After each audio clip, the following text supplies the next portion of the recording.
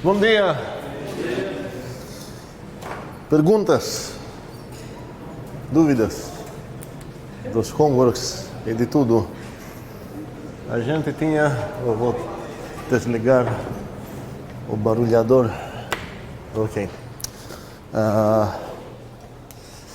Bem, a gente descobriu na última aula mais um princípio de indução, onde a ideia é que quando eu quero demonstrar uma propriedade de K, eu vou olhar arbitrariamente, talvez vou precisar saber que qualquer um dos menores de K tem essa propriedade, e usando essas informações eu vou inferir o φ de K.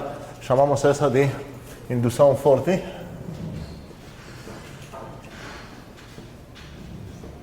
E tem também um nome, pelo menos em inglês, é chamada Course of Values, mas não faço ideia nenhuma como traduzir isso. Course of Values Induction. Também tem o nome Strong Induction que corresponde nisso, mas não sei como eu poderia traduzir isso. Course of Values, a ideia é que você está se baseando para cada um valor assim consecutivamente para chegar finalmente para quando você quer demonstrar para o K. E pelo nome dela, não o segundo nome, mas o primeiro nome, dá uma ideia que parece ser uma ferramenta mais forte. E a pergunta é se alguém tentou se convencer que na verdade não é tão mais forte para os naturais. Se a gente aceitar o princípio original e oficial, aquele que a gente aceitou até agora, apenas esse, ou vou escrever mais uma vez, que nos permite reduzir o alvo dessa forma para dois alvos, o φ de zero e qual outro?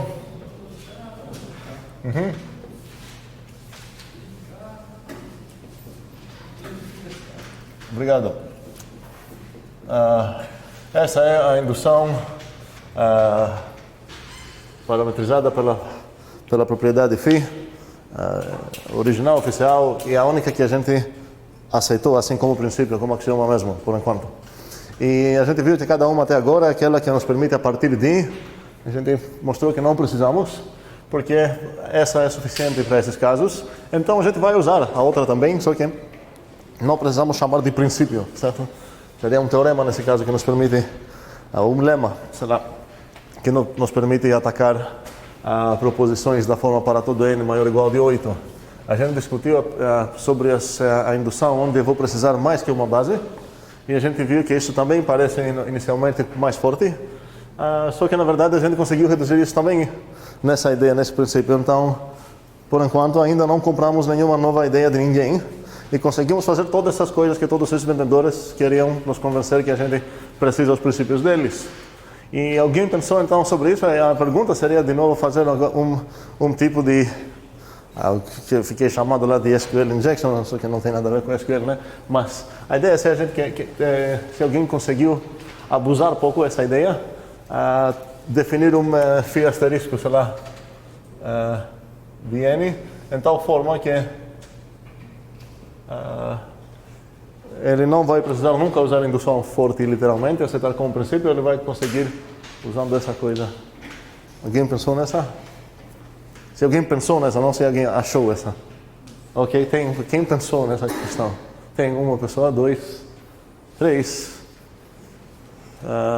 Poucas pessoas pensaram nisso, isso é ruim.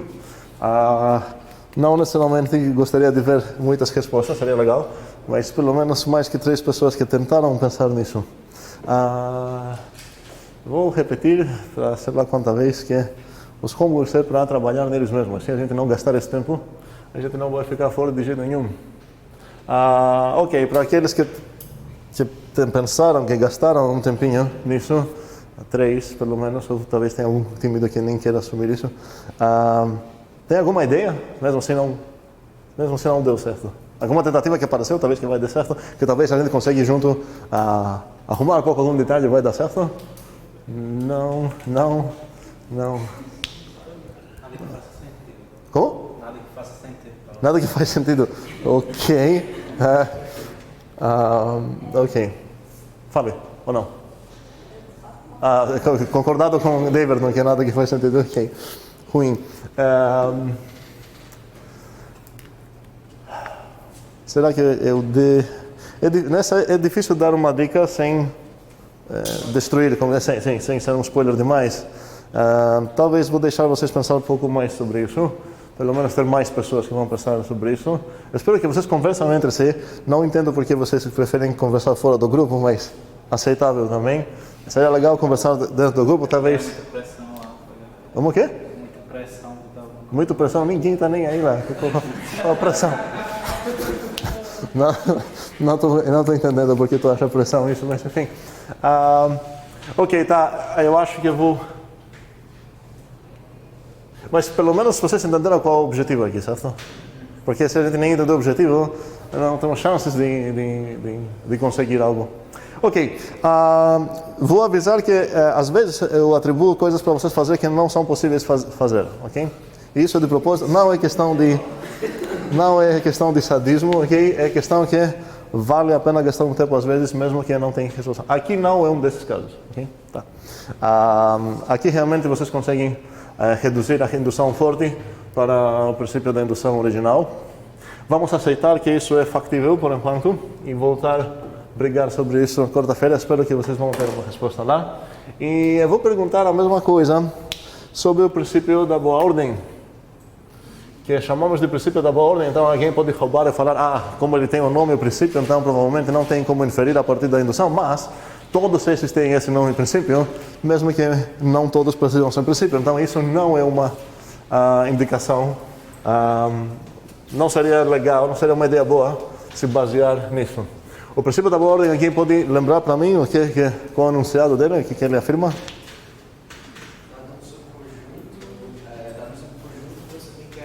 Subconjunto de quem? Dos naturais? Calma, deixa a Lucas falar. Fale. Que vai para o elemento mínimo. É possível encontrar o elemento mínimo desse subconjunto. Mas aqui eu preciso? Que não? Que não seja nulo. Que sim, que tem, não seria vazio. Tem pelo menos um membro. Se tem pelo menos um membro, com certeza tem um menor membro de todos. Certo? Mínimo. Ok? Sobre qualquer conjunto feito por naturais. Com palavras de rua ou palavras mais curtamente, ele afirma que a ordem que conhecemos desde crianças nos naturais é boa. E o que significa boa? Significa exatamente essa coisa.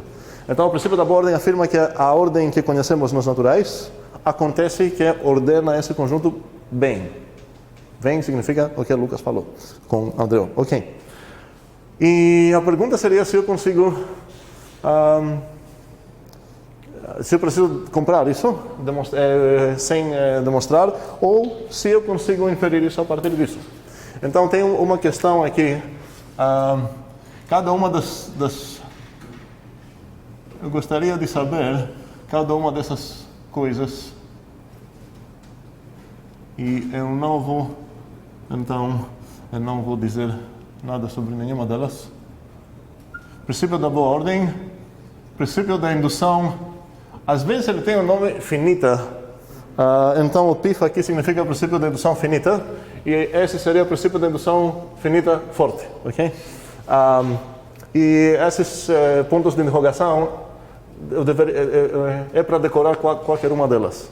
Então, para qualquer uma dessas implicações, vocês vão ter o dever até quarta-feira chegar aqui com várias ideias. E seria umas possíveis respostas seriam: acho que essa direção não dá certo, essa dá certo. E se a gente descobrir, por exemplo, que estou dando um exemplo hipotético, certo? Que o princípio da boa ordem implica o princípio da indução finita, mas o princípio da indução finita não implica no princípio.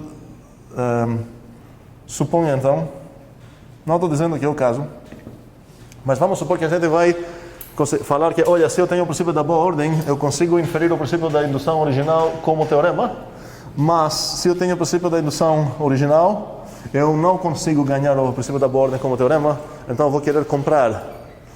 Se a gente cair nessa situação, qual seria a melhor opção para a gente?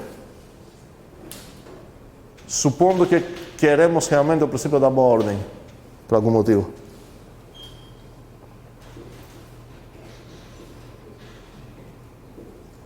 Alguém? Primeiramente, no nosso coração, no que a gente chama de naturais, o princípio da boa ordem deveria ser meio óbvio que é verdade. ok? Então, faria sentido que ou a gente vai conseguir demonstrar isso como teorema sobre os naturais, ou, se não, a gente vai falar, a gente vai aceitar isso como princípio, e provavelmente vamos usar para demonstrar e ganhar outros teoremas.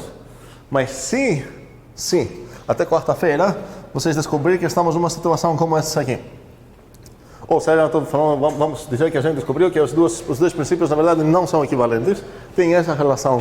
Qual seria a coisa mais razoável para fazer nesse caso?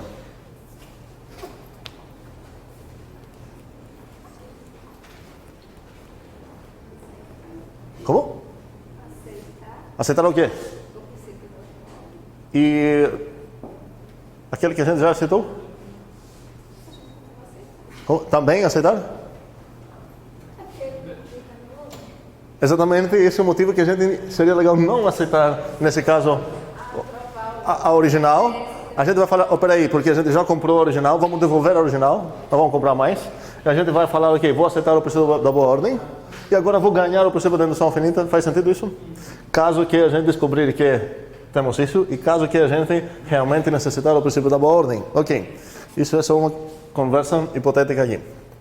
Beleza. Eu quero mostrar para vocês talvez,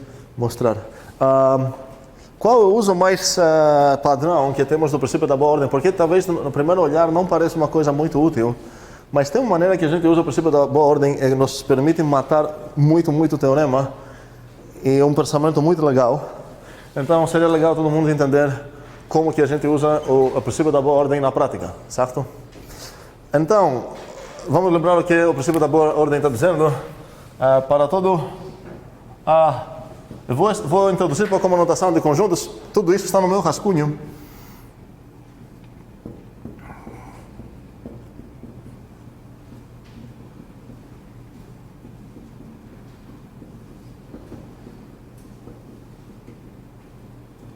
Ok.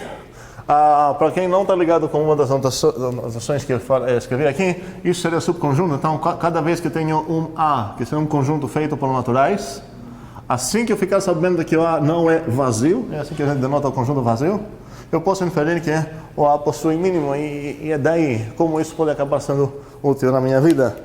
A ideia é, muitas vezes, e isso vai ser uma dica para umas das setinhas aqui, ok? Várias vezes você quer demonstrar que todos os naturais têm uma propriedade. E, em geral, a gente viu várias maneiras de fazer isso, pegando um certo natural, fazendo várias diferentes induções, sei lá o quê. E uma outra maneira para pensar é que, se eu quero demonstrar que todos os naturais têm uma propriedade, basta mostrar que não tem contra-exemplos.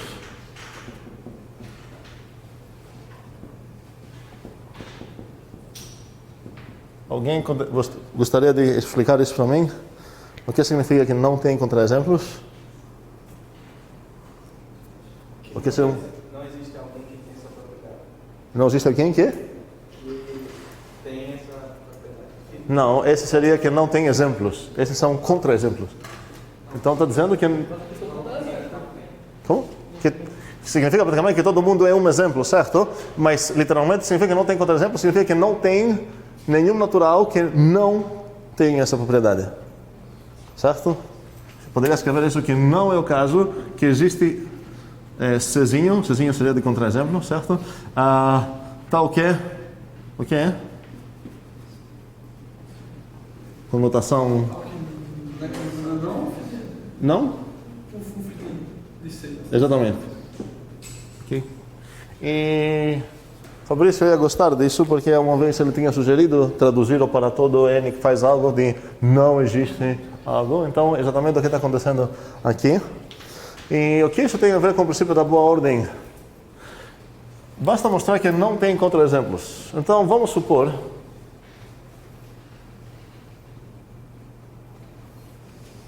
que tem contra-exemplos.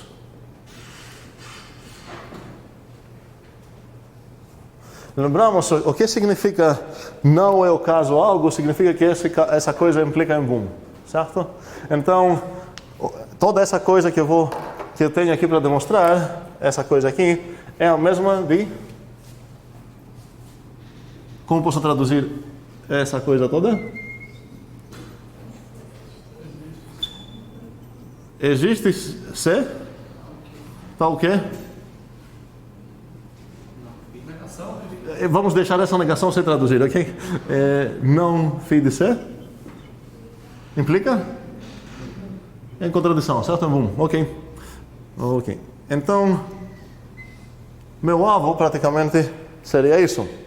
Então, como vou atacar esse alvo? Padrão. Vou supor o lado esquerdo para chegar no lado direito. Vamos supor que tem contra-exemplos. E agora alguém quer que fale para mim que isso tem a ver com o princípio da boa ordem.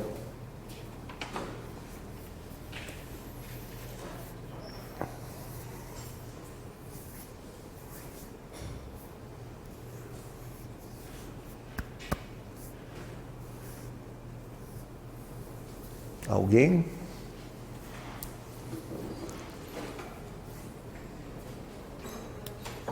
Quem? Débora, fale. Não sei, acho que teria que mostrar que se houvesse algum subconjunto dos naturais que não possuem um mínimo, isso seria uma contradição. Não, calma, um segundo. Se eu entendi o que a Débora falou, ela está tentando demonstrar o PBO, começando de uma maneira assim. Agora a pergunta é, não essa, um segundo, a pergunta é, vamos supor que a gente já tem tudo essa coisa aqui, tem um PBO, tem um PIF, sei lá o que. Então, a gente não está discutindo mais se a gente vai comprar alguma coisa, já compramos, temos o princípio da boa ordem. A pergunta é, e o que eu quero demonstrar aqui é que, o que eu quero demonstrar aqui, meu alvo inicial foi esse cara aqui, ok? Então, comecei com essa observação, blá, blá, blá, cheguei a um ponto. E eu tenho o princípio da boa ordem. Posso usar o princípio da boa ordem. Mas como que eu vou usar o princípio da boa ordem? Para mostrar que tem contra-exemplo, não bastaria mostrar só um contra-exemplo, porque o conjunto natural meio que é infinito. Não, calma. Vamos brigar. Um segundo. Aqui, se eu entendi o que ele está falando, temos um problema. Um segundo. Porque aqui, eu quero mostrar que não existe nenhum contra-exemplo, certo? Então, vou supor que existe contra-exemplo, certo? E meu objetivo depois disso vou supor que tem contra-exemplos para chegar num absurdo. Certo? Por quê? Porque eu queria, supondo essa coisa, chegar num absurdo qualquer. Então, não faz sentido duvidar se vão ter... O fato que o n é infinito aqui não tem algo a ver. Se eu supus que tem um contra-exemplo, então tenho o direito de solicitar um contra-exemplo. Agora, se tem... Acho que eu estou confundindo a ideia que eu não consigo demonstrar uma propriedade da forma todos os naturais fazem algo. Eu falando, aqui um exemplo. Faz sentido, mas o que eu quero demonstrar agora é que não tem contra-exemplos.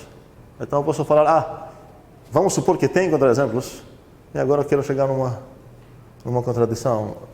Débora? Sim, se a gente pode usar o princípio da boa ordem, se existir um contra-exemplo, tipo, se existisse um subconjunto que tem um contra-exemplo, então existiria um mínimo. No mínimo o quê? Que seria um contra-exemplo. Muito bem. Vamos entender todos o que a Débora falou. Supondo que tem contra-exemplos, isso já está mostrando um certo subconjunto de naturais que não pode ser vazio, que seja o subconjunto de todos os contra-exemplos. Seja C, o conjunto de todos os contra-exemplos. Muito bem. E o que eu sei sobre C? Cezão. Que não é vazio, porque eu supus que existe pelo menos um contra-exemplo. Então, o que eu posso fazer graças ao PBO?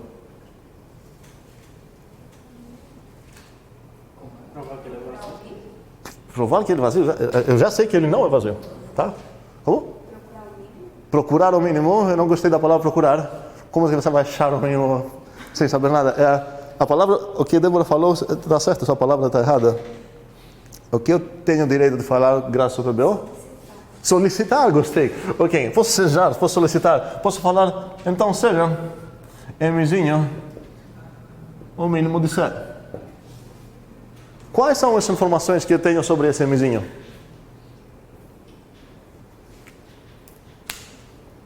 Eu sei 2 coisas sobre esse Mzinho.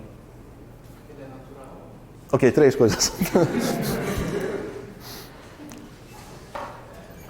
mesmo. Calma! O Mzinho é um número. Não faz sentido falar que é vazio ou não vazio, sei lá o quê. Como? Ele não cria. Pois é, ele é um contra-exemplo. Então, eu sei sobre esse Mzinho 2 coisas. Primeiramente é que... ok, o M... Tá, vou escrever isso também. O M é natural, ok, beleza? Eu sei que o M não fia. O que mais eu sei? Que ele é o mínimo daqueles que não fiam. Como poderia descrever isso numa fórmula? Certo, ok. Quero praticamente traduzir esse mínimo para aparecer aqui de uma maneira mais formulosa. Como se fosse uma proporção? Sim, daquelas que conhecemos. Faz sentido? Existe, implica para todos, ou, e, esse tipo de coisa. Não? Não existe N de cesão tal que... Vamos evitar a negação. Quero começar assim, para todo N de cesão. Para todo Czinho, certo? Ou CN ou C maior que N. Isso aqui? Não sei. Para todo C no cesão, que é o conjunto Para- dos exemplos. Ok, isso que eu poderia escrever aqui na parte esquerda implica...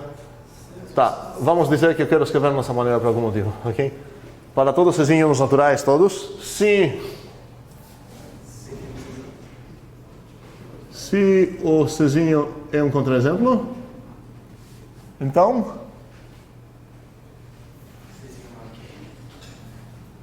Exatamente, porque o M é menor. O M é menor ou igual de Czinho.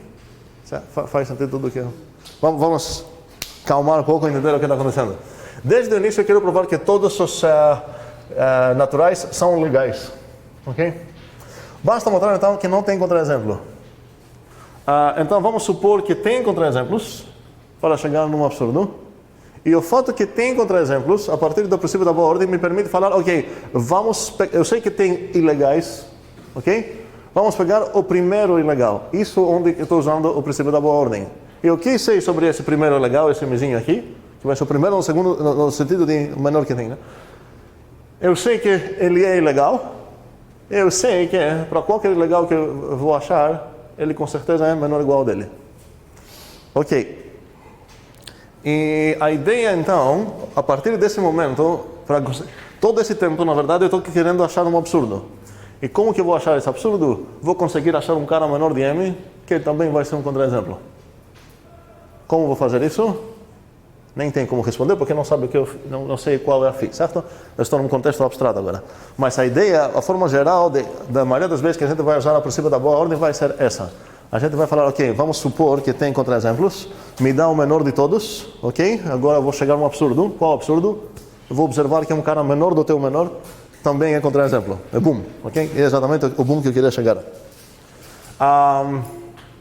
Mesmo que a gente ainda não deixamos claro quais são as coisas que sabemos sobre os inteiros.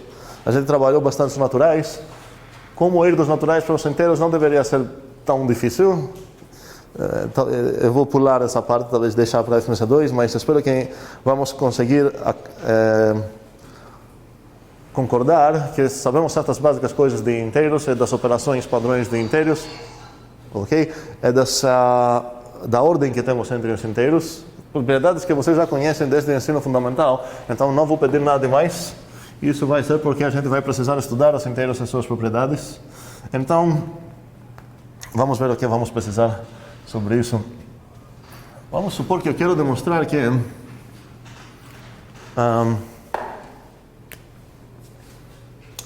não existem inteiros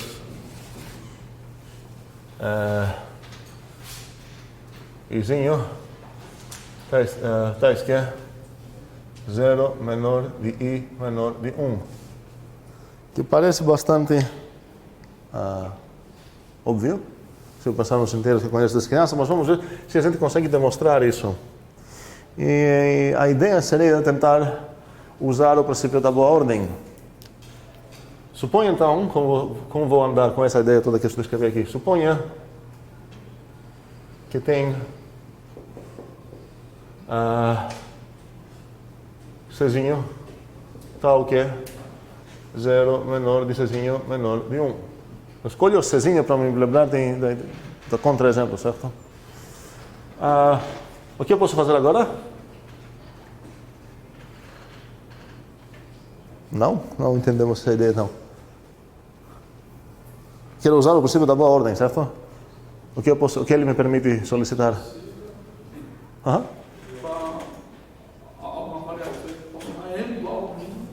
Logo, seja M o menor inteiro para o quê? O menor contra-exemplo, vou escrever, vocês entendem a ideia. O menor contra-exemplo. O menor, poderia até escrever o menor tal inteiro. Faz sentido essa frase para vocês? Tal inteiro que faz essa coisa. Em notação de conjuntos, que talvez vou querer evitar para um semestre, poderia falar logo seja M, eu já escrevi isso.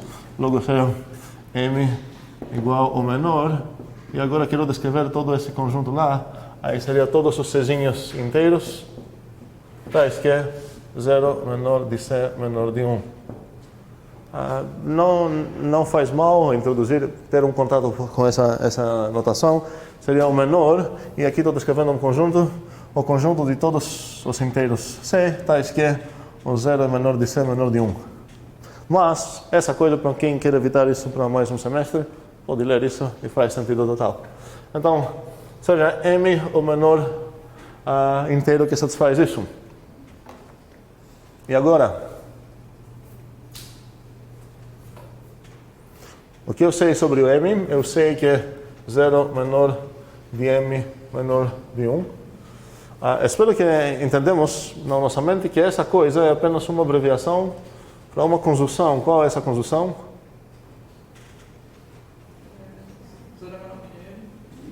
Exatamente. Opa. E? Ok. Eu sei que o M é positivo e eu espero que no ensino fundamental eu aprendi que eu posso multiplicar uma inigualdade e desigualdade. Como é o nome dela? Ninguém sabe? Inequação é assim? Ok.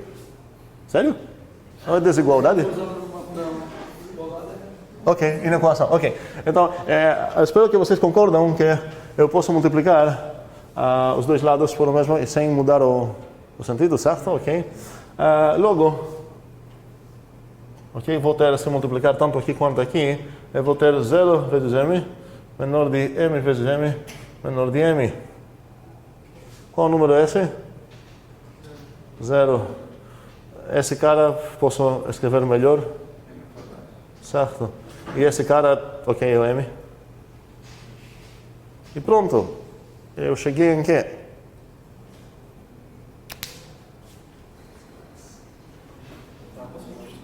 Como? Não tem nada estranho. A ideia, eu quero alguém mostrar para mim cadê o absurdo, porque toda essa ideia... Isso aí não é para acontecer com o inteiro. Não, mas isso aqui eu quero... Isso aqui é... Um segundo. Eu estou tentando demonstrar uma coisa que desde o início poderia falar, para inteiros não acontece, isso realmente não tem nenhum inteiro entre 0 e 1. Então quero evitar esse tipo de saída, quero ver se eu consigo demonstrar isso a partir de outras coisas básicas. Alguém poderia falar, essa coisa é tão básica como multiplicar por M. Mas vamos aceitar que sabemos essa propriedade de ordem e não sabemos disso, então quero ver se consigo demonstrar isso a partir dessas propriedades de adição, multiplicação e de ordem. Qual o absurdo? Débora? O que falta, então é exatamente quase isso, falta um detalhezinho lá. Qual é? O que eu preciso de... o m quadrado, então, satisfaz o quê?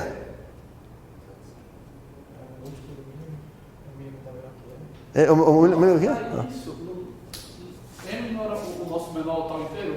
Tal inteiro, mas tal significa o quê? Significa que satisfaz isso, certo? Isso. Ok? E o m quadrado... Acabou de falar que é menor que ele. Sim, ok. Tá. Uns de vocês já visualizaram isso, mas só não estão entendendo que eu estou cobrando isso. Basta lembrar disso.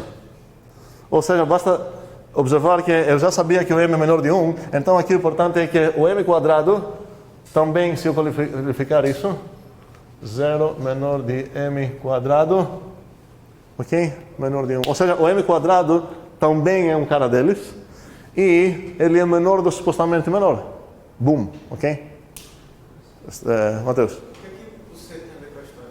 Absolutamente nada. Você é o que a gente chama de dummy variável boba, certo? Suponha que tem inteiros tais que satisfazem isso, mas para falar inteiros eu preciso um nome para esse inteiro, certo? Então eu necessito essa... Eu poderia escrever, suponha que tem inteiros tais que são maiores de 0 e menores de 1 no mesmo tempo. Poderia escrever tudo isso. Acho mais legal usar uma variávelzinha, ok? Ok, entendemos isso? Como funcionou essa ideia?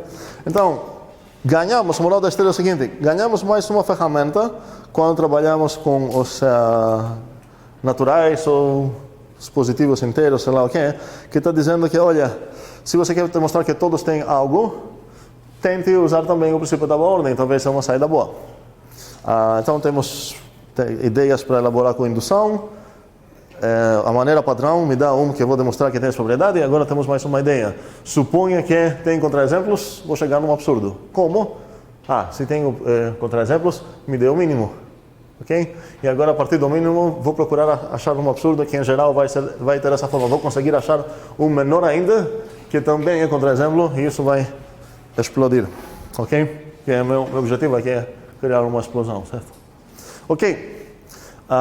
Espero que isso foi, pelo menos, a ideia, entendemos? Obviamente precisamos trabalhar certos teoremas e usar o princípio de boa ordem sozinhos, em casa, na privacidade da nossa mente, até ficar uma coisa bem natural, bem entendida. Ok. Perguntas? Ninguém quer perguntar nada. Ok. Então, dos naturais, a gente vai aceitar todos esses princípios. Vocês vão ter o dever, na próxima aula, pensar em todas as aplicações, se vocês conseguem ganhar uma a partir dos outros. Praticamente, eu dei quase a resposta de uma direção aqui com essa ideia que eu expliquei. Ok. Temos várias coisinhas mais para ver. Primeiramente, queria tentar voltar para justificar de novo o princípio da indução original, porque tem pessoas que duvidem ainda. Vamos dizer que eu não tenho o princípio da indução, certo? E eu quero demonstrar que é para todo n, φ de n. Agora, em qualquer momento, por algum motivo talvez, eu vou querer demonstrar o φ de 0. E por algum motivo também, eu vou querer demonstrar isso. Mesmo se eu não aceitar esse princípio, eu tenho o direito de ficar lá demonstrando lemas sem ninguém me cobrar nada. Então vamos supor que eu consegui isso e eu consegui isso. Se eu quero pensar um pouco aquelas regras de inferência que a gente usa no nosso rascunho por enquanto, o fato de que demonstrei o φ de 0 é a mesma coisa se alguém me deu qual regra nas minhas inferências. É meio difícil visualizar isso, mas quero que vocês pensem um pouco.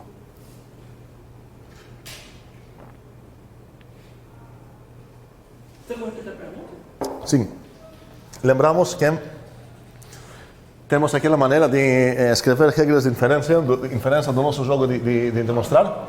Por exemplo, se eu tenho o A e B, se eu tenho que essa coisa é verdade, eu posso inferir que o A é verdade. E se eu tenho que o A e o B é verdade, eu também posso inferir que o B é verdade.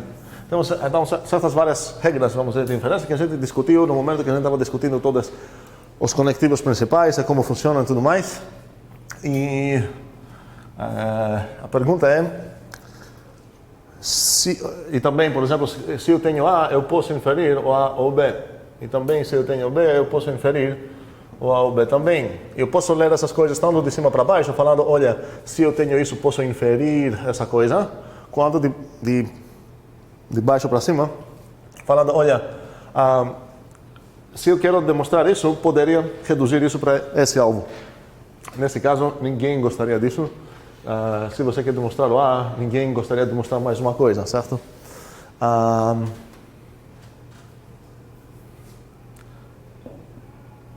Se você quiser demonstrar a conjunção de A e B, basta reduzir isso em duas demonstrações, dois novos alvos, o A e o B. E por aí vai. A gente viu essa maneira de escrever as coisas. Essa coisa toda é para ficar, por enquanto, é para ficar no nosso rascunho. Podemos virar e formalizar isso, nesse caso virar uma coisa bem legal, bem formal, mas por enquanto quero ficar uma coisa no nosso rascunho. Então a pergunta, agora para chegar, é, se eu demonstrar essas duas coisas, se eu demonstrar a primeira coisa, qual regra parece que estou ganhando aqui? No meu jogo de tentar demonstrar. Porque a ideia é que desde o início eu quero demonstrar algo, eu vou ficar abrindo isso talvez em 3 novos alvos a partir de uma regra, e agora essa coisa vai ser depender nesses alvos, nesses alvos, e eu vou falar que eu consegui fechar minha prova, terminar minha prova, apenas se eu fechei todas as coisas que não tem nada aberto. Porque a ideia é que cada coisa aqui que fica aberta, cada folha aberta, significa que, na verdade, a velocidade desse cara continua dependendo da velocidade das folhas. Mas se eu conseguir fechar todas essas coisas, significa que a velocidade dele foi estabelecida sem nenhuma dependência em outras hipóteses. Então, voltando à minha pergunta, qual regra parece que eu ganho assim que eu vou demonstrar? Vou abrir aqui um lema, certo? E no meu lema, eu vou demonstrar o φ de zero, o que eu ganhei no meu jogo. Que do nada você pode concluir φ de zero. Exatamente, muito bem. Pode falar de novo? Do nada significa φ de zero. Muito bem. Ok. E se, agora talvez um pouco mais difícil, se eu conseguir essa coisa, qual regra parece que eu ganhei? Vou apagar as outras porque só quero essas duas agora.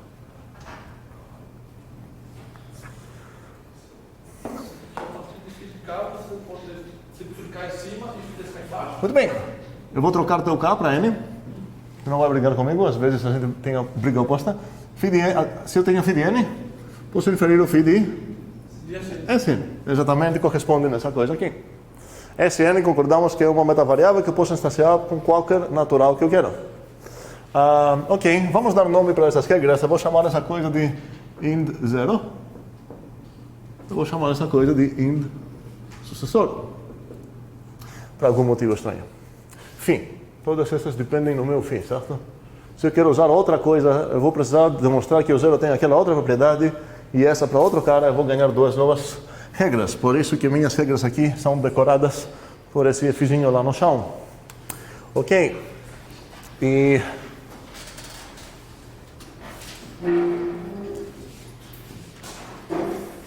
vamos lembrar desde o início que na primeira aula que a gente encontrou os naturais, a gente conseguiu dar 3 maneiras diferentes de definir esse conjunto. Uma foi com aquelas gramáticas, outra foi com palavras, falando o zero natural, e para cada n, se o n natural, sei lá, botando um S na frente dele natural. E tem uma terceira maneira que usou regras parecidas dessas. Alguém lembra qual foi? São 2 regras de novo. Alguém? O nome das regras são zero suco. Quais serão as regras mesmo? Do nada, o quê? Exatamente, eu gostaria de saber qual a afirmação que está acontecendo aqui. Do nada eu posso afirmar que o zero é um nat. E a gente chamou essa coisa de zero. E qual foi a outra? Se um N é natural, Se o n é um nat, eu posso inferir que é?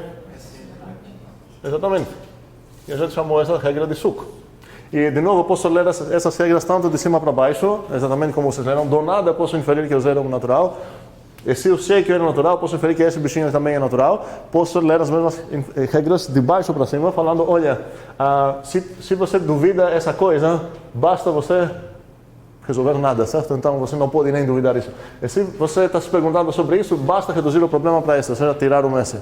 E perguntar se o nzinho vai ser natural. Agora, não precisamos ser um gênio para entender que entre essas coisas aqui e essas coisas aqui, existe uma grande semelhança. quando a gente queria demonstrar naquela primeira aula, espero que vocês lembram, que esse número aqui é um natural. Qual foi a nossa demonstração? Que quando a gente fez isso, a gente, na verdade, por um quando, nem percebemos que a gente tinha demonstrado algo, mas a gente tinha demonstrado algo. Como foi a demonstração? Aplicando o suco de baixo para cima. Agora, você nem... Tá, ok, entendi. Beleza. E isso vai reduzir meu alvo aqui para esse alvo aqui, demonstrar que esse cara é um NAT.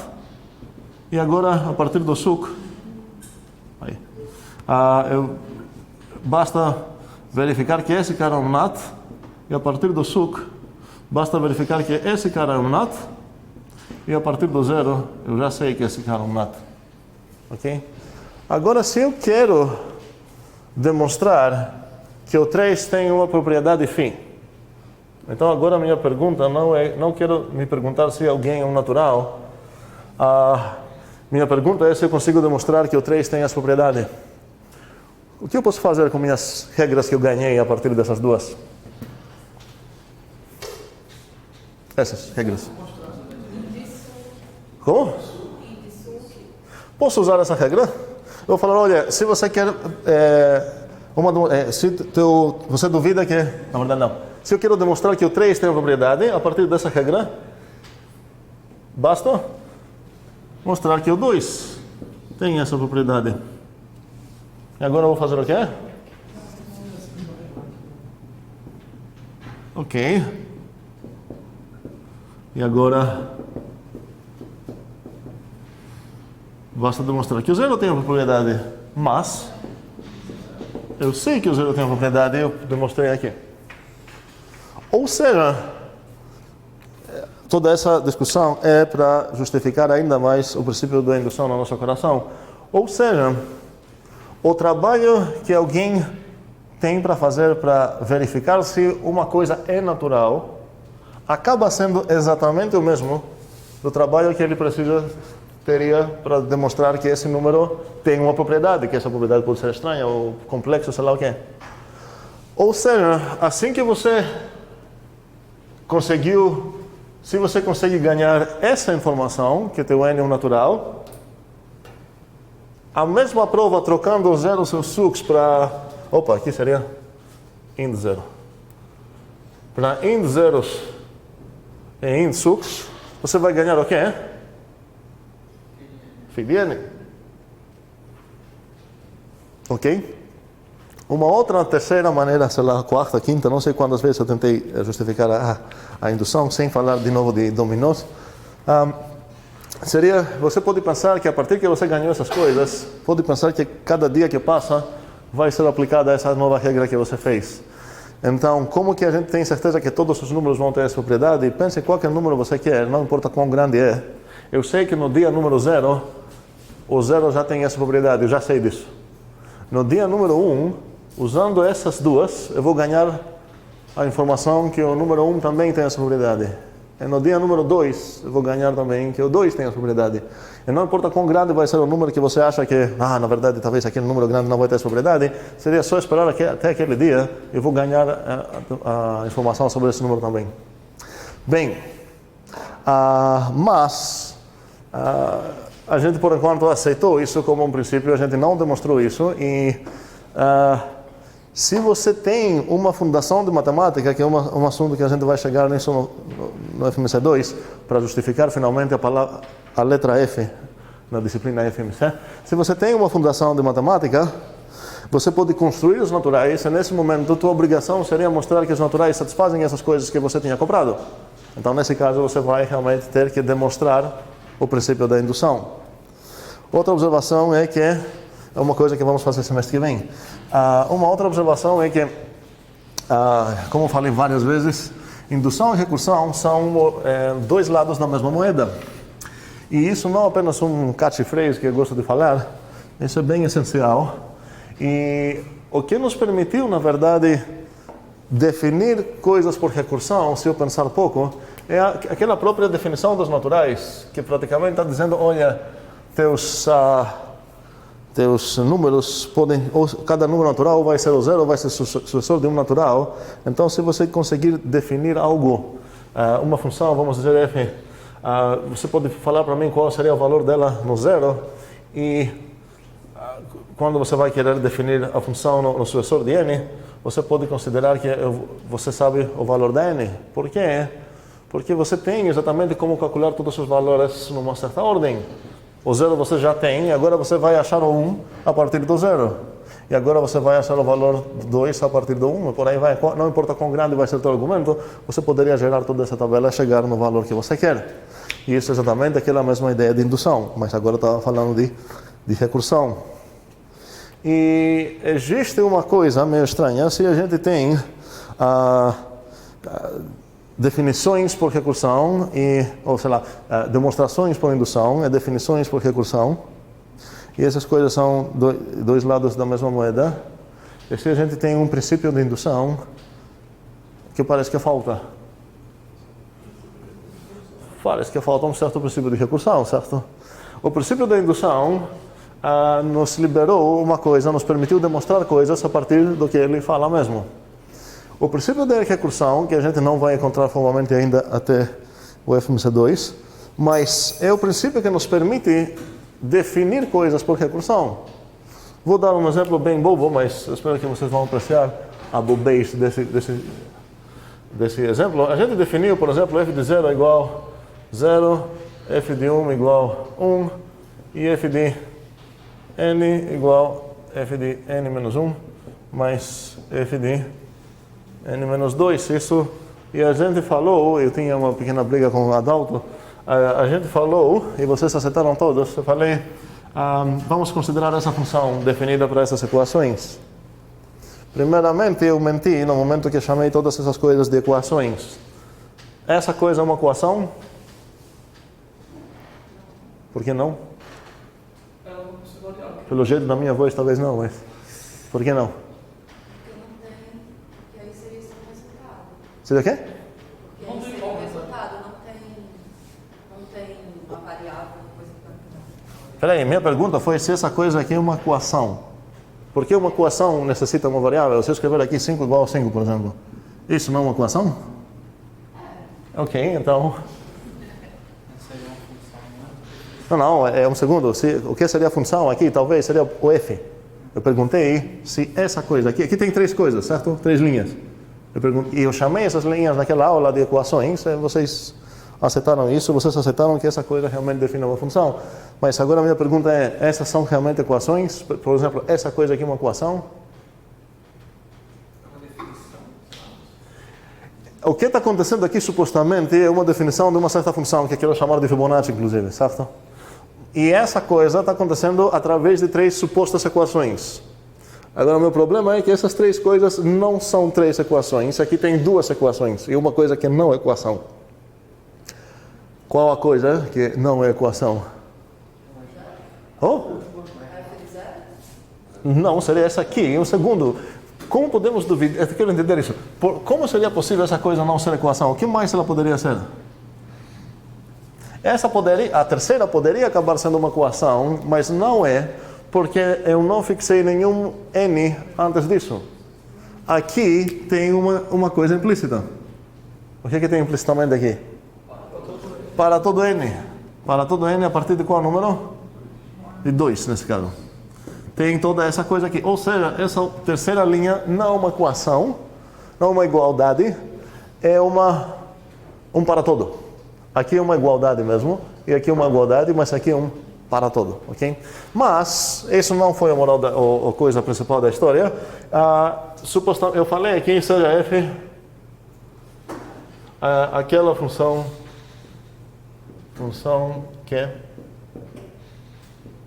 que satisfaz essa coisinha aqui, certo?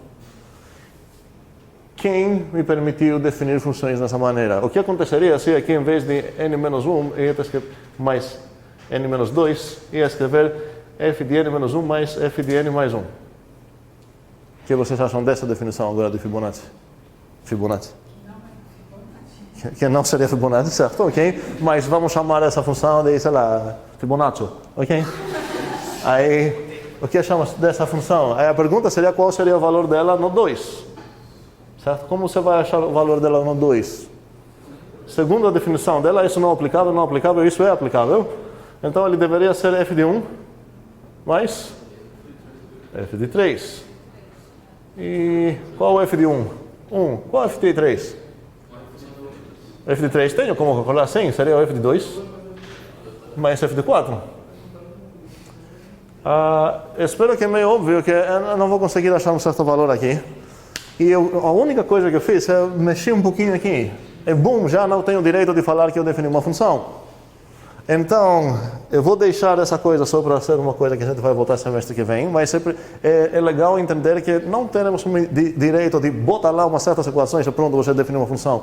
Precisamos tomar certo cuidado. E o princípio da recursão é exatamente aquele princípio que nos permite definir funções se a gente tomou aqueles cuidados necessários. Por enquanto, a gente vai contar no nosso coração, na nossa intuição, que todos vocês, eu espero que entendam que essa coisa não determina uma certa função, mas se eu trocar isso aqui para n menos, um segundo, para n menos 3, e se eu dar aqui mais uma base f de 2 igual a 8, essa coisa define uma função agora, que com certeza não é nem a Fibonacci nem a Fibonacci, é outra, tá? Ok. Faz sentido que isso defina a mesma função? Posso começar a calcular. 0, 1, 8. O próximo seria o quê? Seria o f de 3. E o f de 3 seria o quê? Seria f de 2 mais f de 0. E nesse caso seria 8 mais 0, seria 8 o próximo número também. Eu vou só andar lá para ver o que vai acontecer lá. Ok. Então, realmente existe um princípio de recursão que a gente vai encontrar em FMC2, e esse princípio vai ser aquele que nos permite definir coisas que é recursão, exatamente da mesma maneira que o princípio da indução nos permite demonstrar coisas por indução. Ok, e é um exercício bom tentar demonstrar um princípio a partir do outro, porque na verdade não são dois princípios diferentes, mas é a mesma ideia matemática, a ideia expressa em duas maneiras completamente diferentes. Uma que te permite definir funções e outra que te permite demonstrar teoremas. E seria legal ficar alertas que esse processo de definir função e de demonstrar teorema, eu espero que cada aula que passa vocês são convencidos que esses processos são mais e mais perto, até que um belo dia que vocês vão ser convencidos que é a mesma coisa. Ok, talvez. Perguntas? Tem alguma pergunta de Márcio, pelo menos? Ou talvez tem mais? Ou já era? Esqueceu? O que eu pensei é que tem que fazer algum tempo, sempre chegar a um caso conhecido. É uma introdução boa para começar. Pode ficar com essa introdução por enquanto. Não é exatamente isso, certo? Mas pode ficar com essa introdução. A gente vai ter essa briga, eu espero, no semestre que vem. Bem, outras perguntas? Então, eu espero que quem estava com dúvidas sobre a indução tem menos dúvidas sobre essa ideia. Quero voltar um pouco porque eu percebi que tem uma dificuldade das implicações quando são vacuamente verdadeiras, quando o lado esquerdo não deu certo, quando o lado direito deu certo. Vocês lembram aquele clicker antigo que chamado Wayson's Test? Onde tinha aquelas cartas que a informação que temos é que num lado tem um número, no outro lado tem uma cor. E a pergunta é, quantas delas você precisa, sei lá, trocar? Aqui vamos ver que tem vermelho. Odeio essas cores em português. Vermelho e verde começam até com as 3 letras iguais. É chato isso. Bem, aqui seria azul. Aqui seria amarelo. Sem comentário. Bem, então vamos dizer que a regra que você tem aqui, não lembro qual foi no nosso clicker, ok? Mas vocês, não é importante. A ideia era que se uma carta, sei lá, amarelo num lado implica, sei lá, par no outro. Ok, amarelo num lado. E vocês lembram qual o desafio aqui? O desafio foi, se essas são as cartas que você está vendo na tua mesa, quais são aquelas que é necessário virar se teu objetivo é atacar essa implicação, certo? É tipo, quer verificar se a implicação é válida.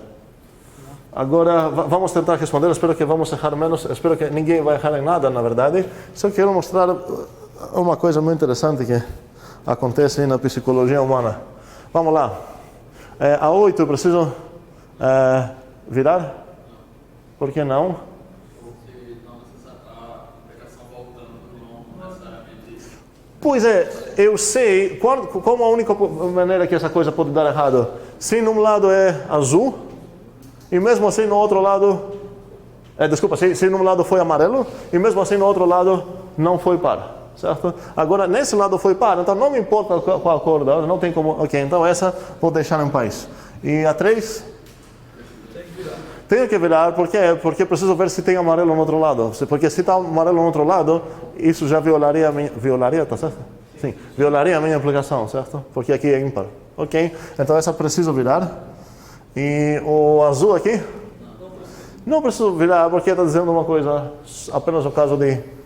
o que acontece no amarelo, no azul, não falando nada. E essa aqui, obviamente, eu vou precisar virar também. Ok. É estranho, e é interessante também, para quem gosta de psicologia humana, que quando você apresenta com essa regra em números e cores, a maioria vai errar em pelo menos uma dessas. Tá? Muitos vão errar mais que uma, mas a maioria vai errar falando que vou precisar virar uma carta que não vou precisar virar. Mas se você mudar e falar para essas pessoas que na verdade a regra que você quer verificar se deu certo ou não, tem a ver com uma regra social de humanos mesmo. E você quer ver que num lado vai ter idades, no outro lado vai ter bebidas. E você quer ver que se uma bebida é alcoólica, então no outro lado que vai ter a idade, sei lá, a idade tem que ser maior ou igual a 18, por exemplo. Ok? Agora, se você... vamos fazer exatamente o mesmo experimento aqui. Você vai ver, sei lá, 22... 11 cachaça, certo? E suco, vamos dizer, um suco de uma fruta, não de... Enfim. E agora, ninguém erra nesse caso. Todo mundo entende que ele não precisa virar essa carta. Entende que precisa virar essa carta com certeza. Precisa com certeza virar esse cara também, e o suco não precisa ver. Você vai falar que adulto não pode tomar suco? Não, né? Então, ok. Faz sentido talvez pensar um pouco nisso. Espero que cada vez a gente vai entendendo melhor essa ideia de implicação. E dos todos os conectivos que temos encontrado até agora, seria o mais polêmico mesmo. E outra questão que a implicação tem que talvez atrapalhe uns de vocês, é que permite você falar implicações de uma coisa que não tem absolutamente nada a ver com a outra. E tem lógicas que não permitem isso, chamando lógicas de relevância, talvez em português. Por exemplo, matematicamente falando, com a lógica que a gente está trabalhando aqui, eu poderia falar que se o 5 é primo, então o teorema de Thales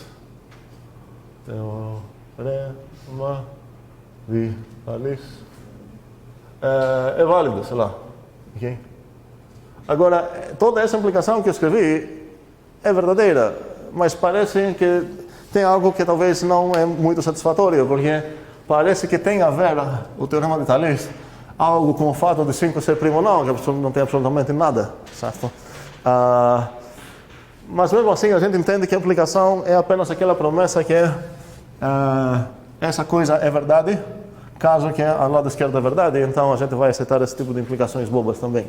Em geral não acontecem, as explicações que a gente tem algo a ver com o lado esquerdo e o lado direito, mas a gente não vai proibir alguém formar implicações onde uma coisa não tem nada a ver com a outra. Bem, perguntas? Nada. Ok, vou testar vocês agora numa demonstração bem famosa, bem errada. E a pergunta é ver qual é o problema nessa demonstração. Talvez vocês já conhecem isso. Quem conhece isso, seria legal repensar sobre essa coisa e não falar logo o spoiler. O problema é muito famoso. Tem duas formações, tanto com cavalos é muito famosa, quanto com aniversários. Vou escolher 2 aniversários. Eu vou demonstrar que em qualquer conjunto de pessoas, todas as pessoas nasceram no mesmo dia. Se eu conseguir demonstrar isso, com certeza a minha lógica tem um problema. E ou eu vou ter um errinho nos meus passos, que eu vou pedir para vocês verificar qual foi o passo que eu roubei, Ou eu não roubei, e nesse caso precisamos ver qual dos nossos princípios, os princípios que eu usei, precisamos jogar fora. Porque se algum princípio nos permite demonstrar coisas absurdas, eu preciso jogar fora o princípio. Então, essa prova vai ser por indução. Eu vou falar que minha base aqui poderia começar tanto demonstrando o φ de zero, que é um conjunto com 0 pessoas, todos têm aniversário no mesmo dia. E isso, obviamente, é verdadeiro. Então, minha base já era. Eu poderia falar que agora meu objetivo é demonstrar que se eu tenho um conjunto de K pessoas, onde tem essa propriedade, então vamos chamar... quantas pessoas você tem aqui? K menos 1. Tá? Agora tenho K, comecei no 1, não no 0. Okay? Ok, então a minha hipótese indutiva está dizendo que, olha, para todo conjunto de K pessoas, é garantido que elas tenham aniversário no mesmo dia. Então, meu objetivo é demonstrar que qualquer conjunto de K mais 1 pessoas vai ter, todo mundo vai ter aniversário no mesmo dia. Então, vou falar, me dá então esse conjunto de K menos 1 pessoas, que é esse aqui. K mais 1. Então, meu objetivo é demonstrar que todos esses caras aqui, obviamente estou falando aqui, cada número representa uma pessoa, certo? Cada pessoa aqui é distinta e tudo mais. Ou seja, aqui tenho K mais 1 pessoa. E eu quero demonstrar que todas as pessoas nasceram no mesmo dia. Eu vou falar o quê? Falar, olha, considere esse subconjunto desses até o penúltimo. Ok? E considere também esse subconjunto aqui, sem o primeiro, até o último. Quantas pessoas tem aqui? K, ok? Ou seja, a hipótese indutiva me permite concluir que todos esses nasceram no mesmo dia. Aqui, quantas pessoas tem? K. Então, a hipótese indutiva está dizendo para mim que qualquer conjunto de K pessoas, todos nasceram no mesmo dia. Então, eu sei que todos nasceram no mesmo dia. E agora, como posso demonstrar que todos esses caras nasceram no mesmo dia? É muito fácil isso, porque aqui, por exemplo, 2 ou K menos 1, ou K até, estão no mesmo conjunto, certo? Então, eu poderia falar, olha, todo cara aqui nasceu no mesmo aniversário do 2, no mesmo dia do 2. E todo cara aqui também nasceu no mesmo dia do 2. Ou seja, todos esses caras aqui, eu sei que nasceram no mesmo dia do 2. E todos esses caras aqui nasceram no mesmo dia de 2. Então, todos nasceram no mesmo dia. Pang, pang, pang, pang, tic, tic, tic, tic, tic, tic. A pergunta é onde é o problema. Com certeza, alguns de vocês já sabem disso. Eu não queria ver uma resposta de alguém que já sabe a resposta, queria todos pensar. Tayane, tu já viu isso ou pensou agora? Não, eu estou pensando agora, mas... Ok, então calma, porque vamos dar pouco tempinho para todo mundo pensar um pouco. Existem duas duas possibilidades. Ou eu roubei algum canto, eu enganei vocês, ou o único princípio que eu usei aqui praticamente para duvidar seria o princípio da indução. Ou o princípio da indução nos permite demonstrar coisas absurdas, precisamos jogar no lixo, que não é o caso. Então a pergunta é onde que eu roubei. Eu demonstrei minha base, eu falei, seja um K tal que todos esses caras aqui, todos os conjuntos de K pessoas satisfazem essa propriedade. Eu vou demonstrar que qualquer conjunto de K mais uma pessoa tem essa propriedade. Então parece que eu fiz a indução padrão, até certo? A indução a primeira, original, oficial, tudo mais. E se ela cair, vou ter um problema. Como? Não, um segundo. Estou falando que só tem duas saídas aqui. Ou precisamos jogar fora o princípio da indução porque não presta, ou eu roubei algum canto que consegui enganar vocês. E a pergunta é, onde que eu roubei, certo? Porque a indução... Mas não quero escutar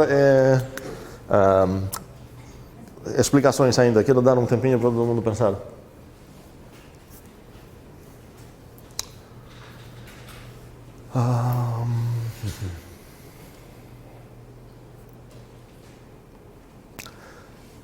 Bem, na verdade, seria uma coisa boa para todo mundo pensar, e a gente já Eu já avisei em certas aulas um certo cuidado que precisamos tomar quando algo acontece, não quero falar mais agora. E precisamos ficar muito alertas nessas coisas, porque agora meu objetivo foi enganar vocês, mas talvez vocês vão acabar se enganando sozinhos sem querer, ou ser enganados por alguém que quer enganar vocês, que isso é péssimo, pior ainda.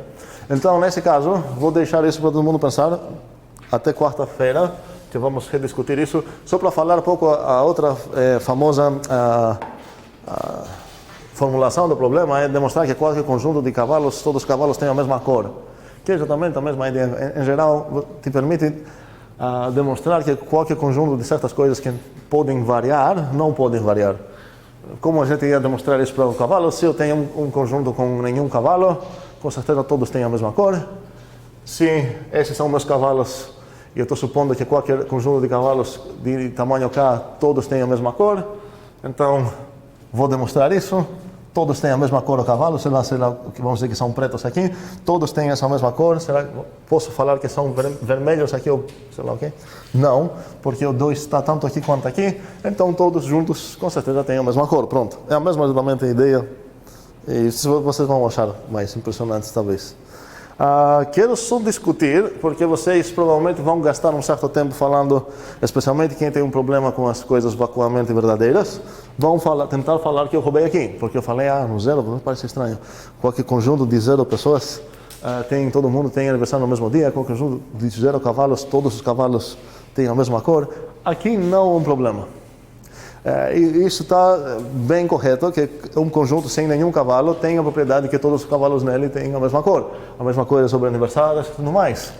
E, inclusive, eu poderia, se alguém quer falar que esse é o problema, eu poderia também fazer a base tradicional começando no número 1. Qualquer conjunto que só tem uma pessoa, com certeza, todas as pessoas lá têm aniversário no mesmo dia, certo? Qualquer conjunto de um cavalo só, com certeza só tem uma cor de cavalo lá. Talvez o cavalo mude a cor, sei lá, tem esses cavalos também. Mas enfim, vocês entenderam a ideia. Bem, deixo isso para pensar.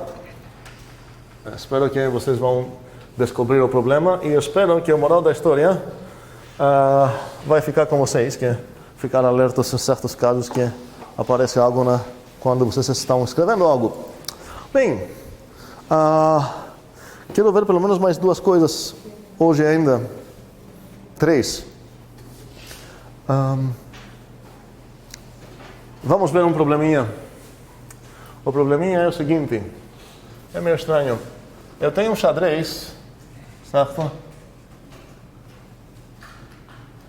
Onde cada dimensão dele é 2 elevado a n.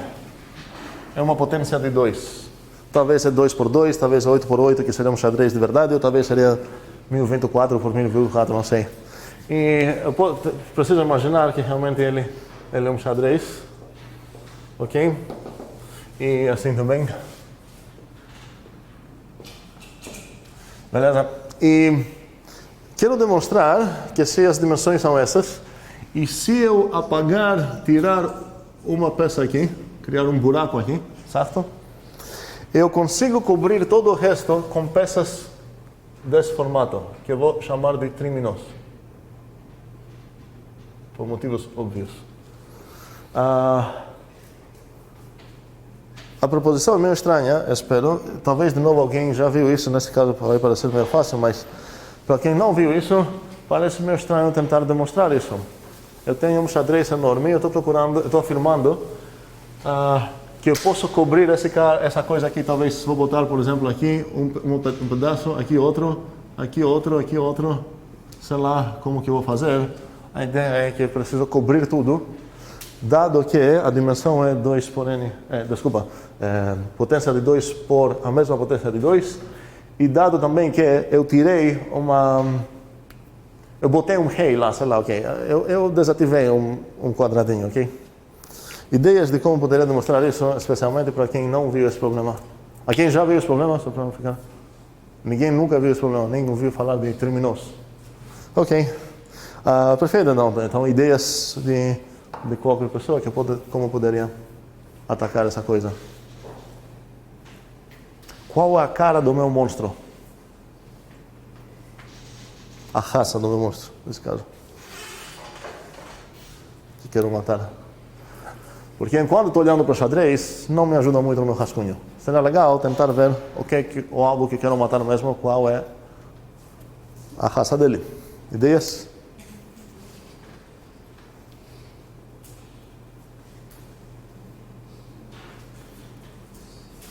Quando eu falo qual a raça, eu estou falando, esse monstro é uma conjunção, uma disjunção, um para todo, uma implicação, um existe, uma igualdade, uma negação, e não tem mais. Um existe? Existe o quê? Configuração de criminosos. Ok, gostei. Existe uma configuração de criminosos que dá para cobrir essa coisa, só que qual é esse N? Eu preciso demonstrar isso sem saber nada sobre N, ou seja, na verdade, antes de chegar nessa coisa, de longe, a coisa que quero demonstrar é que para todo N natural, um xadrez de tamanho 2 elevado a N, onde eu tirei um pedacinho, pode ser cobrado por criminoso. Ok? Tá? Ficou mais legível assim? Pelo menos eu sei como começar, o que pensar sobre atacar essa coisa, tá? Eu entendo que não é uma coisa mais legível, mas eu posso pensar em algo. Uma ideia seria falar seja N, e agora preciso demonstrar isso. Só que nesse caso eu vou ser meio perdido, porque eu não vou saber nada sobre o N. Não vou saber quão grande é esse xadrez, como que eu vou pensar numa estratégia. Então, obviamente, o que eu vou pensar aqui? Indução, certo? Ok. E vamos tentar vamos tentar uma indução, vamos dizer, padrão, certo? Oficial, original, sei lá o quê. Qual seria a minha base aqui? Seria essa. 2 elevado a 0, bichinho, criminoso. Essa vai ser a minha base. Ok? E qual vai ser o meu passo indutivo? Alguém? Para todo K, ok? Vamos acordar? 2 elevado a K, exatamente, buraco, terminou, ok? Implica, ok, beleza. Implica, 2 elevado a K mais 1, buraquinho, terminou. Estamos adultos ainda?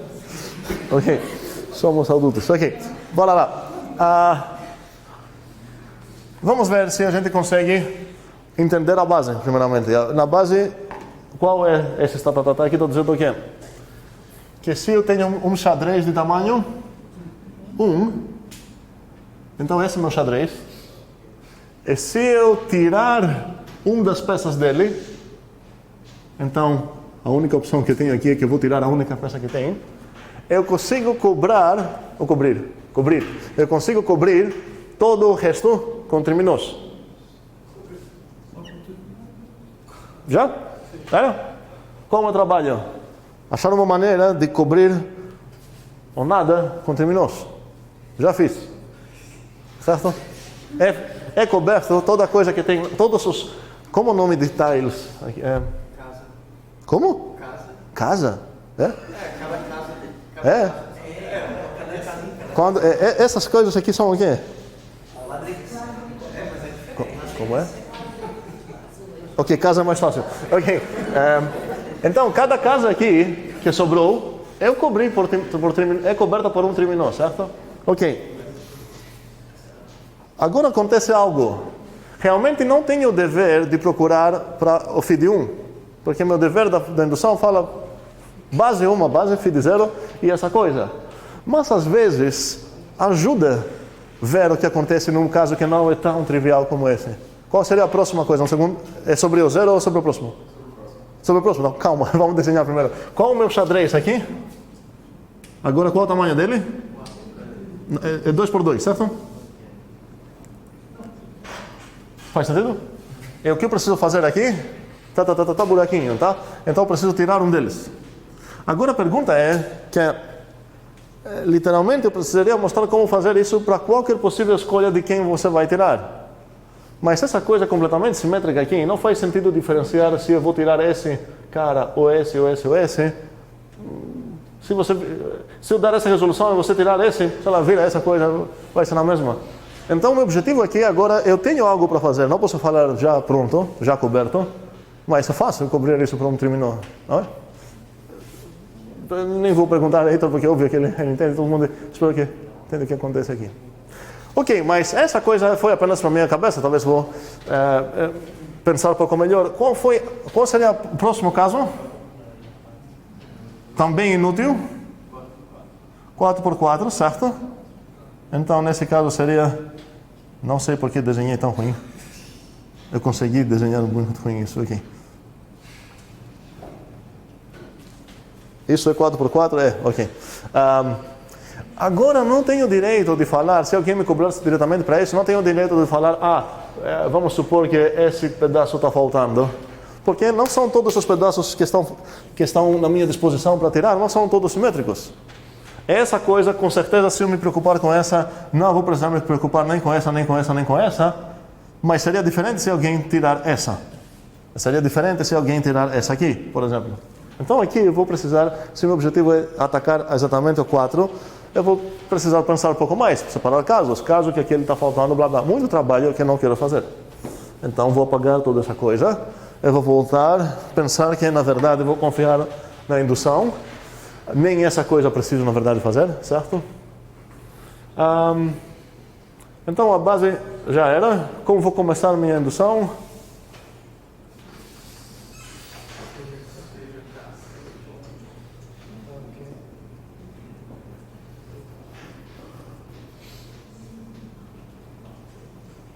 Ok? E vou decorar um pouco aqui minha arte. Aqui é escondido um para-todo antes do buraquinho. Aqui também, então. E aqui também. Concordamos com isso ou não? E aqui é escondido um megiste. Concordamos com toda a coisa que eu fiz aqui ou não? Por que tem um para-todo aqui? Onde que... Não importa qual buraquinho que você vai tirar. Para qualquer tiramento de casa, existe uma configuração, como muito bem Mateus falou que tem um registro aqui. Esse é o registro que ele estava referindo. Existe uma configuração de triminós que cobre tudo. Para todo buraquinho, blá, blá, blá. Ok, então o meu K, então, que eu vou chamar de W, só para lembrar as torturas do passado. Será W tal que qualquer...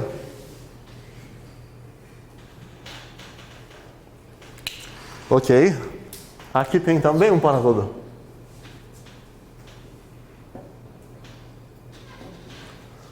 O que é esse para-todo aqui?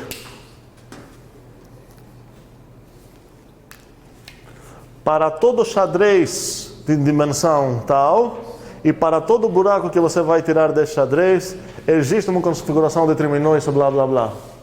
Então, seja W tal que é, para todo xadrez de dimensão 2 elevado a W, é para todo buraco que você vai criar lá, existe configuração de dominós que cobre toda essa coisa. Ok? Ok. E agora, como vou resolver meu problema? Eu vou desenhar. Vou falar, olha, aqui, meu problema... Tá, vou desenhar de novo.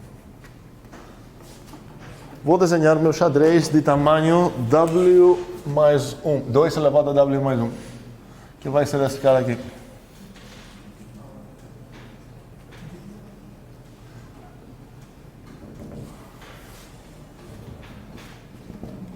Esse é o xadrez que eu quero cobrir com triminós. Tá? Só que não, porque quero... Qual é o meu alvo aqui? Quero mostrar o quê? Que para todo xadrez de tamanho 2 elevado a mais 1 e para todo buraquinho que eu vou criar lá, existe uma configuração de triminós tal que vai cobrir essa coisa, tá? Esse é o meu alvo. Então, como posso começar atacando o meu alvo? Seja xadrez de dimensão 2 elevado a mais 1. Matei essa parte. Como vou continuar?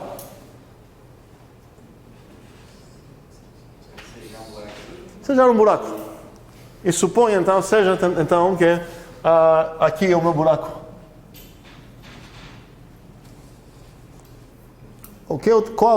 Em que eu tenho acesso no meu xadrez, que é dessa dimensão enorme, e eu sei onde fica esse buraco também. Alguém tem alguma ideia? Um segundo, para todos pouco pensar, vamos dar um minuto para todo mundo pensar. Estou fazendo indução, é bom saber o que a indução está me oferecendo. Minha indução está oferecendo que em qualquer xadrez de tamanho 2 elevado a W, que falta uma casa, falta um bichinho aqui, certo? Eu consigo cobrir todo o xadrez com triminoso. Essa é a minha hipótese indutiva. Agora não posso usar essa diretamente aqui porque o meu xadrez é bem maior. Mas o que eu posso fazer?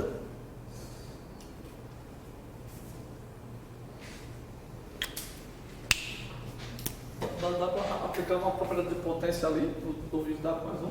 Normalmente. Aqui? É. O que você quer fazer mesmo? Aplicar uma propriedade de potência. Uma o que de potência? Propriedade. Continua? Você chama 2 elevado a W mais 1 igual a 2 elevado a W vezes 2. Vou te cobrar uma palavra de todas que tu falou. Qual a palavra que eu não gostei? Acho que foi da igualdade. Qual é? Da igualdade? Não. Propriedade. Isso é uma propriedade de exponenciação? De potência? De definição mesmo. Ok. A própria definição de 2 elevado a W mais 1, a gente já definiu essa coisa, certo? De exponenciação. Essa coisa eu sei que é 2 elevado a W vezes 2. Ok? O que isso tem a ver comigo? Seria interessante ter uma base para Uma base para? A gente já fez a base para 1, mas não foi necessária, foi só para a gente visualizar algo. Eu vou necessitar a base para 1 apenas se eu precisar saber sobre 2 elevado a W menos 1. Certo? Porque eu estou tentando demonstrar algo sobre o 2 elevado a W mais 1, sobre esse cara aqui. Se eu necessitar apenas essa coisa, para que fazer este trabalho? Se eu necessitar sobre o 2W menos 1, então vou ficar devendo demonstrar para 1 também. Se você necessitar apenas a hipótese indutiva sobre o teu anterior, você só precisa de uma base. Alguém tem alguma ideia? Se o quadradinho não for na borda, eu não posso usar a hipótese indutiva para pedir um quadradinho, para pedir um tabuleiro tal. Tipo assim, cada Um segundo. Ele queria... Mateus fez um erro padrão, e talvez ninguém percebeu, que enganou o para todo com existe. Tua hipótese indutiva é o quê? É um para todo. Essa coisa não te permite solicitar nada, porque você falou que você queria solicitar um xadrez desse tamanho. mas tipo assim, você olha aonde está o quadradinho. Um segundo. Quando eu tenho uma informação que todo xadrez de tal dimensão faz algo, eu não tenho de direito de falar, me dá um xadrez de tal dimensão que faz algo. Esse eu ganho direito se eu sei que existe tal coisa. Pode ser que nem existe tal xadrez e ainda tenho informação que todos eles fazem isso, porque não tem nenhum.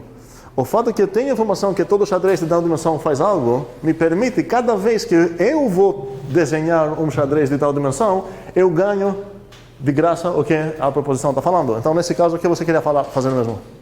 Eu não sei se eu entendi, então. Eu vejo onde está meu quadradinho. Você quer considerar...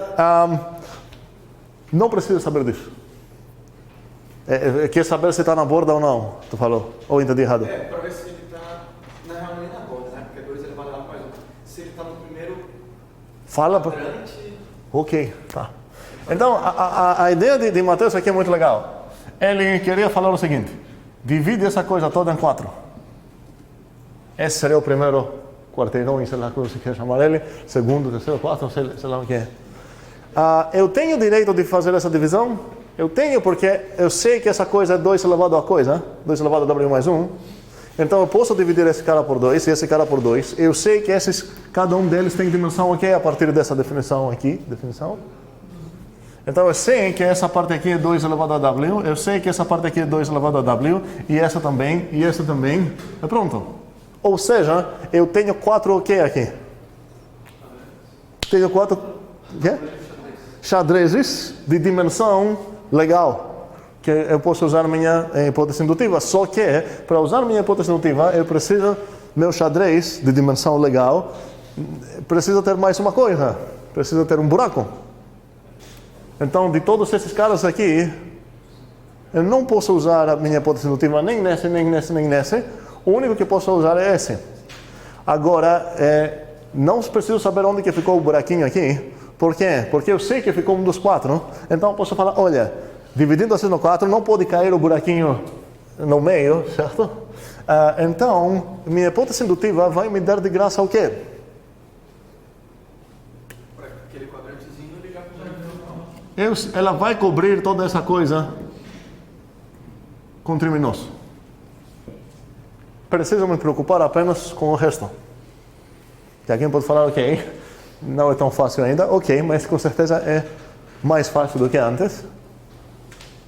E agora preciso de uma ideia legal. Lucas. Como? Aqui? Como que foi coberto isso?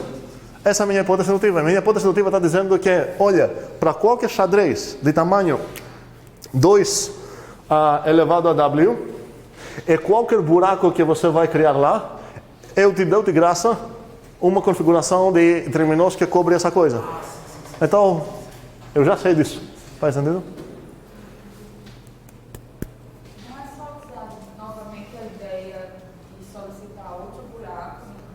Não posso solicitar outro buraco. Um segundo. Qual é o meu problema de solicitar buraco? Eu poderia falar, ok, vou botar um buraco, sei lá, e pronto. Certo? Nesse caso, no meu problema original, que era cobrir toda essa coisa, eu vou ter conseguido fazer isso, mas vão ficar faltando aqui 3 bichinhos, que seriam os bichinhos nos buracos que eu solicitei. Que já foi tirado, certo? Mostra como é que cobre qualquer tabuleiro 2 elevado a n sem um buraco de terminal, e aí cobre tudo. Sobrou. Mas ele não tem como tudo isso. Se você fizer um lema assim, seja qualquer tabuleiro de xadrez em tamanho 2 elevado a n, sem nenhum buraquinho, eu consigo cobrir o terminal. Mas essa é exatamente a coisa que queremos demonstrar, não é? Mas sem buraco. Ele não ainda legal. Quem? No caso, Matheus, no caso, não, dá para se fazer de algo legal. Ok. Telepaticamente, ok? A ideia dele era você tentar demonstrar de que tipo um tabuleiro de 2 elevado a W de lado você consegue fazer. Só que a gente já sabe que a gente consegue fazer isso e mais um. Não é isso? Como assim mais um? Se a gente não remover um quadradinho, a gente consegue preencher todo o tabuleiro e fica sobrando um pedacinho de um trinômio, não é isso? E na verdade, ainda mais forte, para qualquer um que eu vou remover, você consegue cobrar o resto. Isso. Certo? E? Aí no caso, eu estava pensando, como eu tenho 3 nesse caso aí, e para cá não está sobrando um, era só encaixar um trimino a mais e fecharia tudo. Como que você vai fazer esse? Aí eu estou... Essa coisa sobre pensar, estou gostando. E essa ideia aqui que a Tayane falou, de solicitar 3 buracos, ela não tem o direito de fazer isso, porque no final das contas vai faltar uma coisa. E se ela conseguir cobrar todo o resto aqui, o xadrez dela vai ter um buraco aqui, um buraco aqui, um buraco aqui, e ela só tem peças de triminós, ela não vai conseguir cobrar esses buracos. Se por acaso esses buracos 3 dela são consecutivos nessa forma, ela ia conseguir. Mas como podemos fazer isso, então?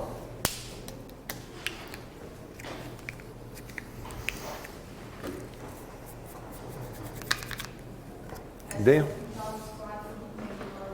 Como? Só pintar os 4 do meio ali. Aqui? Os 4, um de cada quadrante.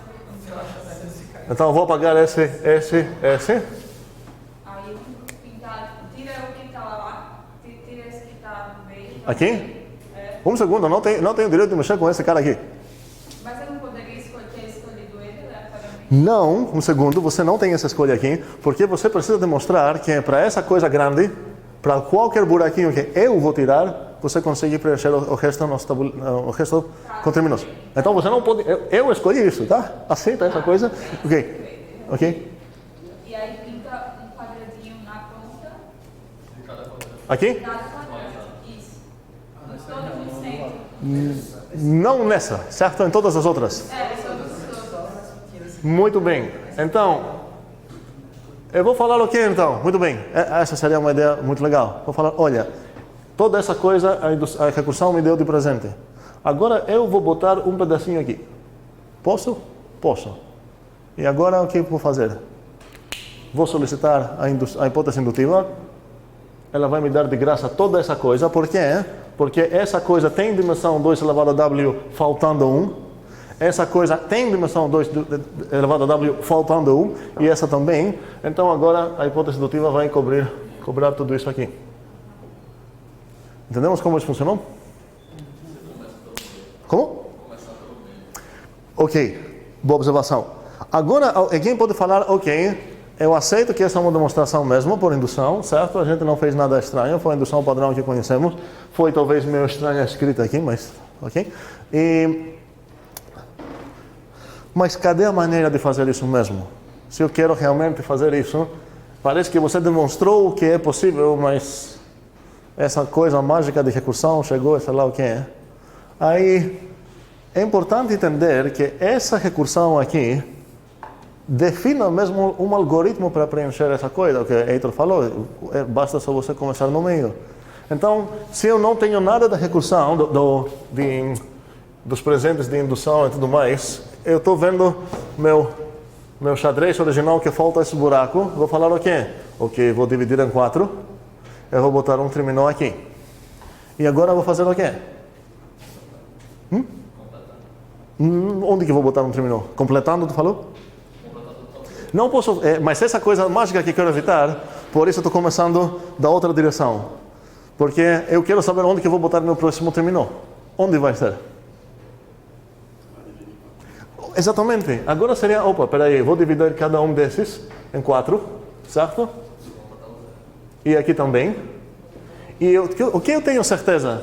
Que um desses 4 tem esse buraco original, então eu sei que aqui eu vou botar um triminó aqui.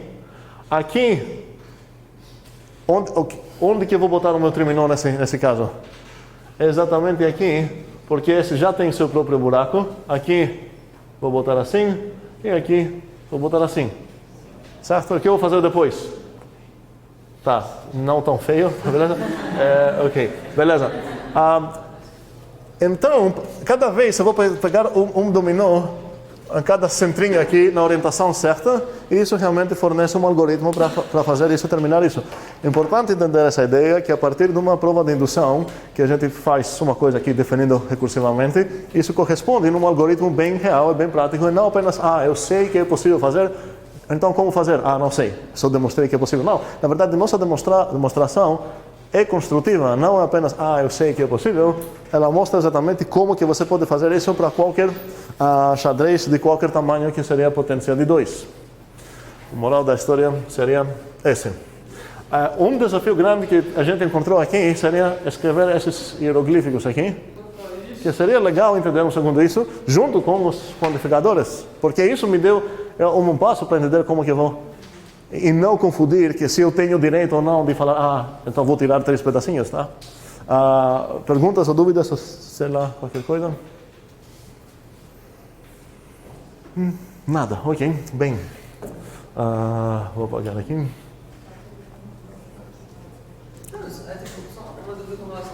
Eu não vou desenhar isso de novo, você perdeu esse tempo aqui. Fala. Em relação à configuração dos triminós, todos eles vão ser triminós mesmo, não é? Não, todos os triminós são exatamente 1. Não tem mais. A gente não usou nenhum triminó grande, certo? Não. Todos os triminós, talvez eu deveria ter desenhado isso assim, sei lá. Todos os meus triminós têm essa forma. Ok? Bem, então...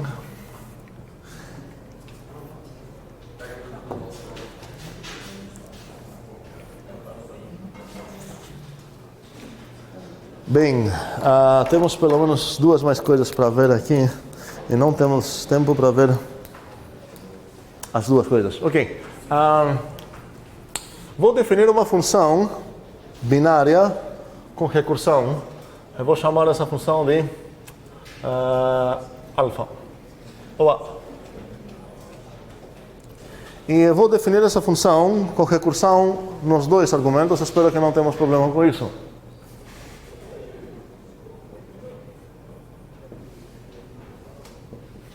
Espero também que não temos problema com mais um, que aceitamos que esse seria o sucessor de x.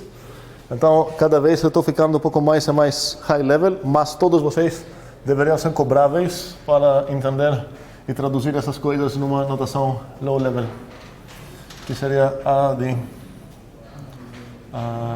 n mais 1, 0, seria a de n 1, e falta aqui a de n mais 1, x mais 1, seria a de n, e aqui seria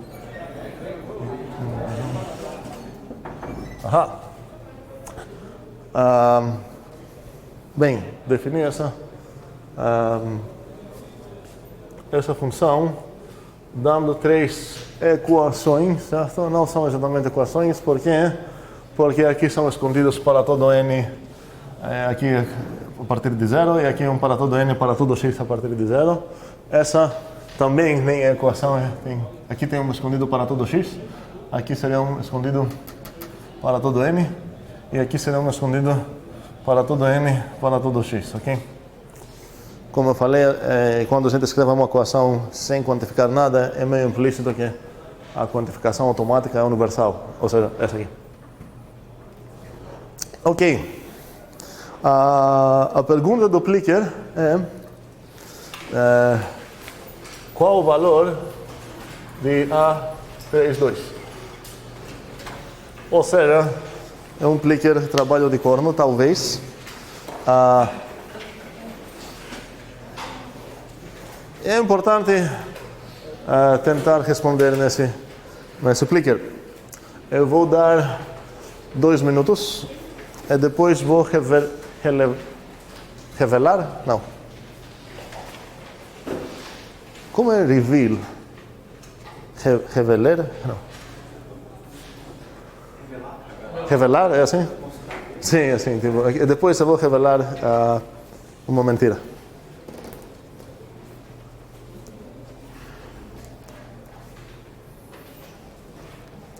Não lembro se avisei já vocês, eu vou mentir para vocês várias vezes, tá? Eu estou pedindo uma confiança aqui, que depois a gente vai voltar para discutir certas mentiras.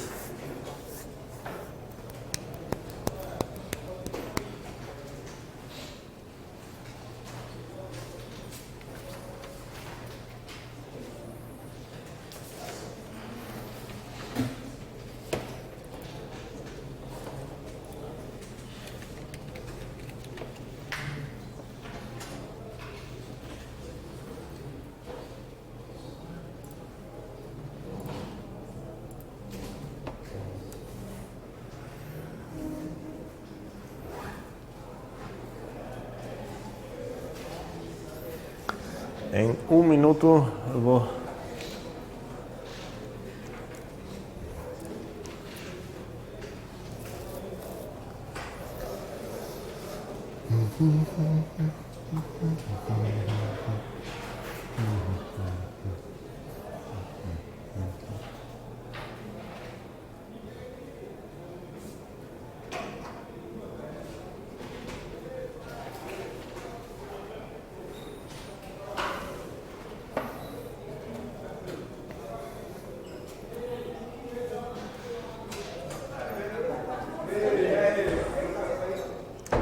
Bem, passou 1 minuto.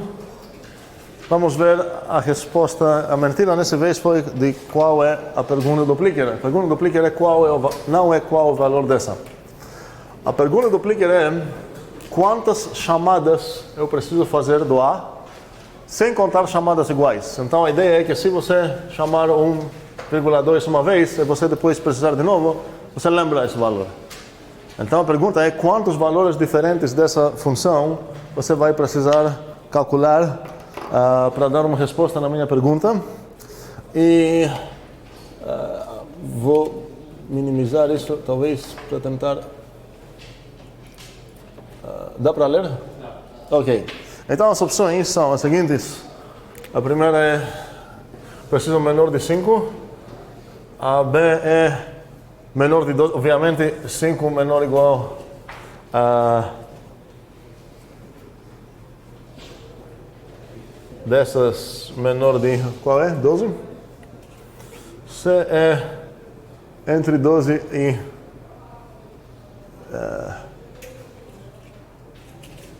que entre 12 e 23 praticamente, certo? E a D é de 24 e mais. Eu vou escrever isso num formato consistente. Seria 5 até 15. E aqui seria 0 até 4. Dá para entender? A pergunta é quantos valores diferentes você vai precisar saber dessa função? Quantos? Vamos votar.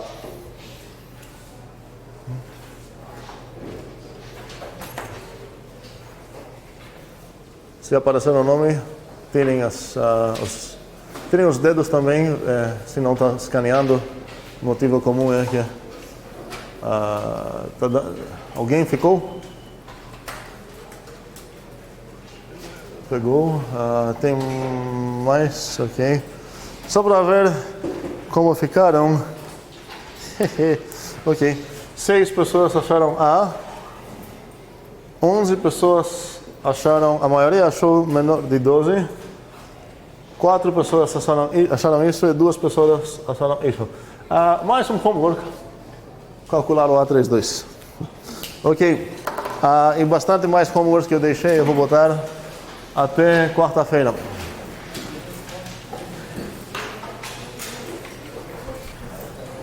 Galera, vale a pena escolher uma linguagem de programação que vocês gostam de programar e implementar isso sem roubar. Implementar essa sem roubar, estou dizendo, vocês vão usar o programa, tá? E vocês podem também escrever se a linguagem tem side effects, fazer um bing cada vez que ela chama o próprio A. Vocês vão ter que contar os bings para entender quantas vezes foi chamada a A. E isso vai ser contando as repetições, então não vai ser exatamente a minha pergunta. Mas seria legal tentar isso e depois tentar calcular também o 7,8, sei lá. Um segundo. Como? Como assim? Depende se você quer. Você pode fazer 2 counters. Um para contar todas as chamadas e um para contar as chamadas originais, as chamadas novas. No caso, tipo, se aparecer N mais um, sei lá, 3 vezes, eu só preciso do N mais uma vez. Você falou que... Se vai aparecer, por exemplo, o 1,2, você vai precisar calcular esse número 30 vezes? Você só vai calcular uma vez. Então isso conta como uma vez só. Certo.